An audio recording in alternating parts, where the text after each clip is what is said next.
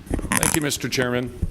I would encourage the members to adopt the amendment. Certainly, it's better than the original budget bill. And quite frankly, it's one of two choices that we have. If you look at this budget process, you either accept this amendment and a subsequent amendment, or there's this amendment. Those are the choices. Those are our choices. Now, Mr. Chairman, I would just make a note that we in the House at this time, June 27th, have a tremendous advantage because we know, other than 3 days of collections, exactly where we are. There's no guessing. Unfortunately for governors, whether it was Governor Rendell or Governor Corbett, when they make their budget address the second Tuesday of February, there's a lot of guesswork. And in the years where we had surpluses, that wasn't so difficult. But in these last years where we've run short of projections, including, quite frankly, last year, we had estimates over projections that were substantial, and they evaporated very quickly during the year. And I recall being in this room last year where there was a proposal to spend that money not once but twice, because the theory was we were going to have it in last year's fiscal year and this year's fiscal year. Well, thank goodness we didn't do that.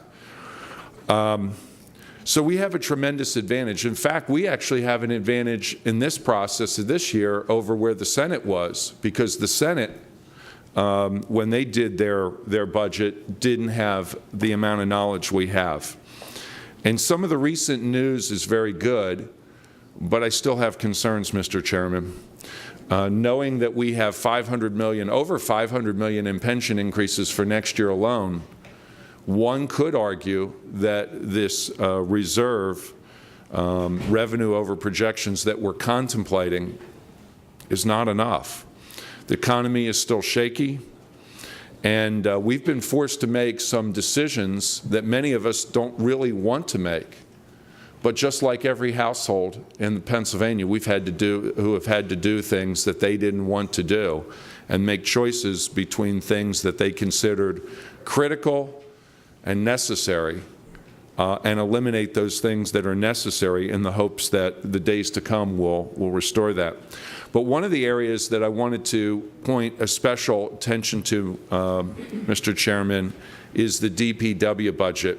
For a long time, I've been looking at this budget and realizing that in state funds alone, we're going to spend $10.585 billion just in state funds alone. And we've heard a tremendous outcry, and I'm very proud of the House for listening to the outcry. We heard people say, you know, you're going to hurt people. There are certain people in need who need these funds, and everybody in the House is prepared with this amendment to step up to the plate and do what we can do. Now, some will say it's not enough, but it occurs to me that there's a disconnect here. And the disconnect is we're spending at the top in state funds alone $10.585 billion. We know that the recipients aren't receiving everything that they need and their waiting lists. And we also know that the employees who perform the services aren't extremely highly paid. In fact, being candid, I wouldn't trade positions with any one of them for the good and hard work they do with the level of compensation they receive. I think they must do it primarily out of the need to help and serve others, and my hat's off to each and every one of them. So where's the disconnect? Well, I think we're going to find out, Mr. Chairman. The language that's going to be in this budget process is going to help DPW identify whether the salaries of some of these CEOs, CFOs, and board members are in line. Look, in a nonprofit, I guess there are supposed to be some protections. The Internal Revenue Service, you're supposed to do some benchmarking against you're supposed to file your I-90s and the like for disclosure. But how many people, how many of the constituents that are being told we had no other choices are really aware of what some of these numbers are? And having seen some of them, I would say that some CEO salaries, CFO salaries, and board members of nonprofits are probably in line, but some are clearly not. So I think we're sending a warning shot to those. Hey, if you want to come to the state and you want to have a state contract, that's great, but your compensation has got to be in line.